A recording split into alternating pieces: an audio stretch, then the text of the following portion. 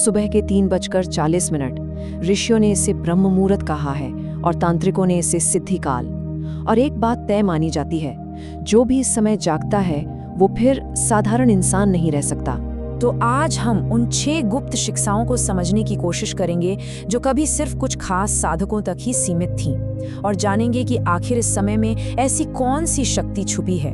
तो सबसे पहला रहस्य, और शायद सबसे ठोस रहस्य, वो सीधे सीधे हमारे शरीर से जुड़ा है, हमारे स्वास्थ्य से, हमारी उम्र से और हमारी जिंदगी की लंबाई से।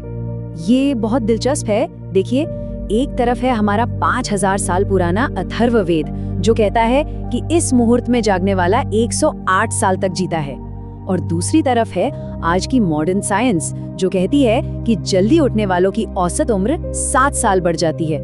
और इसकी वजह ये है कि इस समय हमारे शरीर के सेल्स, हमारी कोशिकाएं खुद को सबसे अच्छी तरह से रिपेयर करती हैं। तो ये तो हुई शरीर की बात, पर कहानी यहीं खत्म नहीं होती।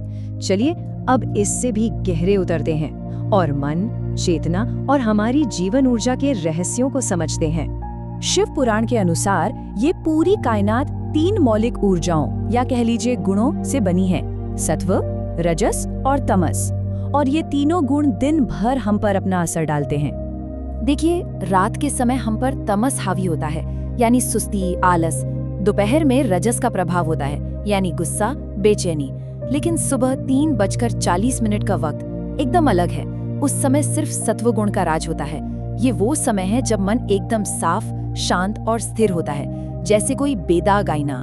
और अब आता है तीसरा रहस्य, वो है आज्ञा चक्र का जागरण, जिसे लोग तीसरी आंख भी कहते हैं और जिसे मॉडर्न साइंस पीनियल ग्लैंड के नाम से जानती है।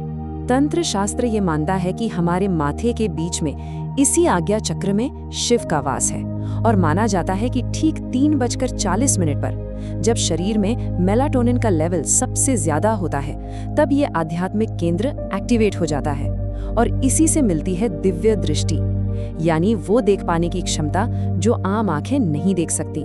चौथा रहस्य जुड़ा है हमारी 72,000 नाड़ियों से, यानी हमारे शरीर की सूक्ष्म ऊर्जा की नसों से।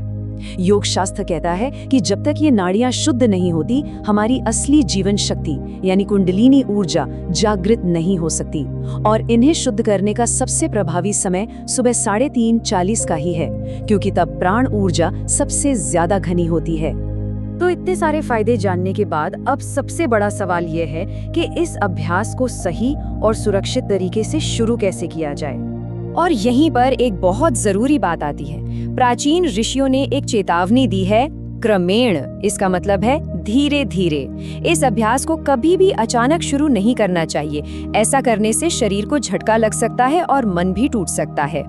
इसीलिए एक 7 दिन का सुरक्षित तरीका बताया गया है, ताकि शरीर और मन धीरे धीरे इसके आदी हो जाएं। देखिए, पहले 2 दिन सुबह 6 बजे उठें, फिर अगले 2 दिन 5 बजे, उसके बाद 4:15 पर, और फिर 7वें दिन 3:40 पर उठें। और अब हम आते हैं अंतिम और सबसे गहरे रहस्यों पर। ये वो रहस्य हैं जो हमें हमारी असली भीतरी शक्ति और ब्रह्मांड के आशीर्वाद से जोड़ते हैं। 5वां रहस्य है इच्छा शक्ति। माना जाता है कि सुबह 3:40 पर हमारी इच्छा शक्ति, जिसे विल पावर कहते हैं, अपने चरम पर होती है। इस समय लिया गया कोई भी संकल्प या कोई भी इरादा जरूर पूरा होता है।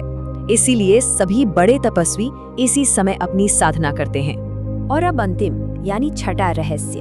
पुराणों में ये साफ साफ लिखा है कि इस पवित्र समय में दिव्य शक्तियां यानी देवता पृथ्वी लोक पर आते हैं। और जो भी इंसान इस समय जागा हुआ और सचेत है, उसे 3 मुख्य शक्तियों का आशीर्वाद सीधा मिलता है। ब्रह्मा से सृजन का, विष्णु से पालन का और महाकाल से रूपांतरण का आशीर्वाद। तो अब ये तो साफ है कि ये कोई मामूली आदत नहीं है।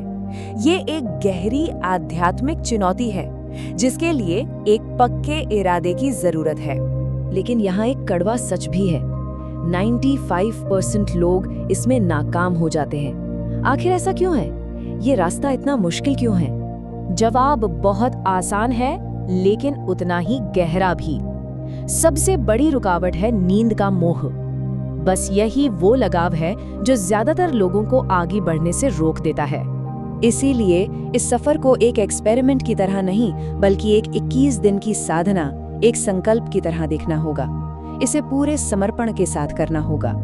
ये सारी बातें हमें एक आखिरी और बहुत जरूरी सवाल पर लाकर छोड़ देती हैं। महाकाल तो पूरी सृष्टि की रक्षा के लिए जागते हैं, पर कोई और किस मकसद के लिए जागेगा?